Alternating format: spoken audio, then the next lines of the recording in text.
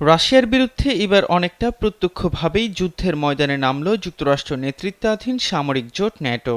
সম্প্রতি বিভিন্ন পশ্চিমা দেশগুলোর পক্ষ থেকে ইউক্রেনকে দেয়া সামরিক সহায়তা সমন্বয়ের দায়িত্ব যুক্তরাষ্ট্রের কাছ থেকে বুঝে নিয়েছে সামরিক জোটটি।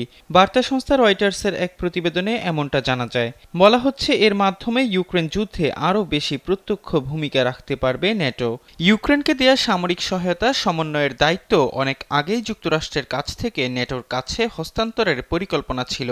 এ সংক্রান্ত ন্যাটোর মিশন জার্মানির উইসবাডেন শহরের মার্কিন ঘাঁটি ক্লেব ব্যারাকসে অবস্থিত। মিশনটির আনুষ্ঠানিক নাম NATO security assistance and training for Ukraine তথা নেসাতু। কিয়েভকে দেয়া সামরিক সহায়তা সমন্বয়ের দায়িত্ব গ্রহণের বিষয়টি বেলজিয়ামে অবস্থিত ন্যাটোর সদর দপ্তর supreme headquarter allied powers Europe তথা শেপ নিশ্চিত করেছে।